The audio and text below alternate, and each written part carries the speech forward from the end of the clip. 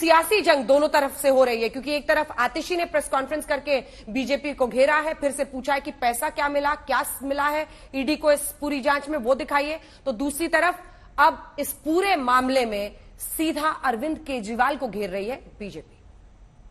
लोग अरविंद केजरीवाल जी के ऊपर हंस रहे हैं और उनके चेहरे का तनाव देख रहे हैं कि जिसका मुख्यमंत्री उप मुख्यमंत्री जेल में हो, जिसके स्वास्थ्य मंत्री जेल में हो, जिनका शिक्षा मंत्री जेल में हो, जिसकी पार्टी के सांसद से लेकर विधायक जेल में हो, और ये वो लोग हैं जो इंडिया अगेंस्ट करप्शन का नारा देकर आए थे और भ्रष्टाचार में डूबे हुए पाए गए। उप मुख्यमंत्री से लेकर बाकी भी जेल गए हैं, लेकिन अभी किंगपिन बाहर है, किंगपिन का नंबर भी आएगा। मैं भारतीय जनता पार्टी को आज ये कहना चाहती हूं कि आम आदमी पार्टी आपकी जेल की धमकियों से डरने वाली नहीं है। आपने मनीष सिसोदिया को जेल में डाल दिया, आपने सत्येंद्र जैन को जेल में डाल दिया, 1 साल तक जेल में रखा, आज आपने संजय सिंह को जेल में डाल दिया। लेकिन जब तक आम आदमी पार्टी के नेताओं में, विधायकों में, सांसदों में, एक एक कार्यकर्ता में जब तक आखिरी सांस है, हम भारतीय जनता पार्टी के भ्रष्टाचार के खिलाफ लड़ते रहेंगे। हम पिछले 2 दिन से जो दिल्ली में ही देख रहे हैं, हम पिछले कुछ दिनों से जो पूरे देश में देख रहे हैं कि जो भारतीय जनता पार्टी के खिलाफ आवाज उठाएगा उसके पीछे ईडी और सीबीआई छोड़ दी जाएगी, उसको गिरफ्तार कर लिया जाएगा, उसको चुप कराने की, उसका मुंह बंद कराने की कोशिश की जाएगी। संजय सिंह को गिरफ्तार करने का सिर्फ एक ही कारण है कि संजय सिंह संसद में एक ऐसी आवाज है जो भारतीय जनता पार्टी के भ्रष्टाचार को उजागर करते हैं। सबसे पहले उस आवाज को दबाने के लिए उन्होंने संजय सिंह को राज्यसभा से सस्पेंड कर दिया कि देश के संसद में वो अपनी आवाज ना उठा पाए। दिनेश अरोड़ा जो अप्रूवर है, उसने कहा 2020 में 2020 में संजय सिंह जी ने फोन किया दिनेश अरोड़ा को और संजय सिंह जी ने मुलाकात की दिनेश अरोड़ा के साथ। दिनेश अरोड़ा जो बिजनेसमैन है, जो रेस्टोरेंट चलाते हैं दिल्ली में, उनको संजय सिंह जी ने 2020 में फोन करके कहा कि चुनाव दिल्ली के आ रहे हैं, मोटा पैसा इकट्ठा करना है। Some of his issues they stuck in the excise department, और बदले में दिनेश अरोड़ा ने कहा मैंने मोटा माल इकट्ठा किया है, ये पैसा मैंने मनीष सिसोदिया और संजय सिंह को दिया है संजय सिंह के कहने पर, तो मुझे इस एक्साइज के केस से निकाला जाए, मुझे इस एक्साइज के काम में मदद की जाए। तो सियासी जंग जारी है। आइए आपको सीधे एक बार फिर से आप दफ्तर लिए चलते हैं। पंकज जैन, क्या स्थिति है वहां?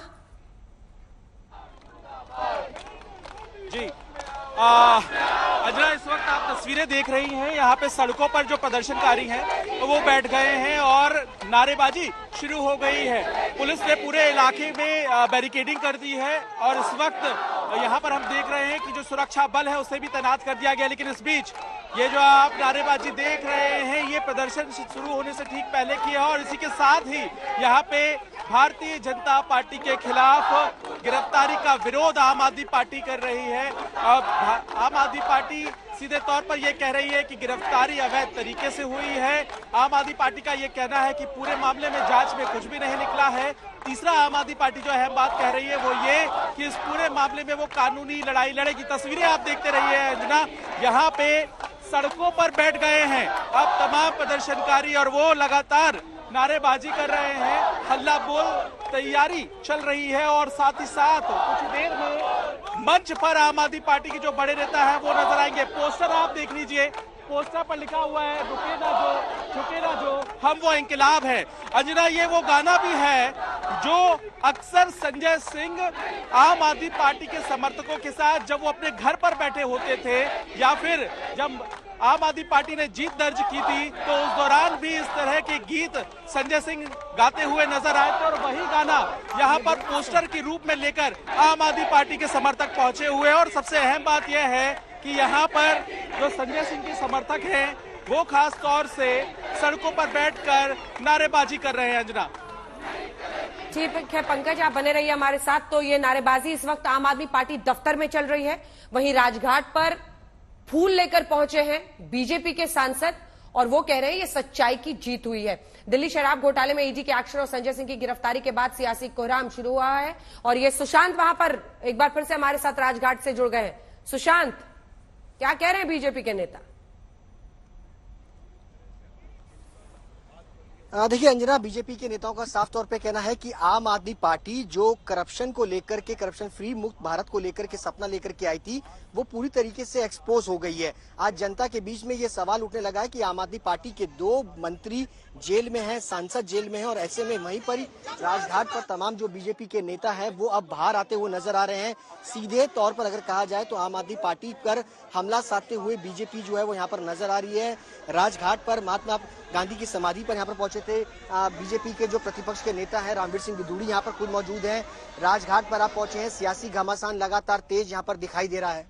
अरे भाई साहब, 2013 में अरविंद केजरीवाल बापू की समाधि पर आए थे विधानसभा के चुनाव से पहले और बापू के चरणों में खड़े होकर उन्होंने ये शपथ ली थी कि बापू, दिल्ली में यदि आम आदमी पार्टी की सरकार बन गई, हम साफ सुथरा प्रशासन देंगे, हम दिल्ली को वर्ल्ड क्लास सिटी बनाएंगे। आज अरविंद केजरीवाल ने दिल्ली को लूट लिया है और मैं आज कह सकता हूं कि यदि दिल्ली को मोहम्मद गोरी और गजनी ने लूटा, अहमद साहब दाली ने लूटा, तैमूर लंग ने लूटा, अंग्रेज ने लूटा, तो आज अरविंद केजरीवाल दिल्ली को लूट रहा है, दिल्ली को बर्बाद उन्होंने कर दिया है।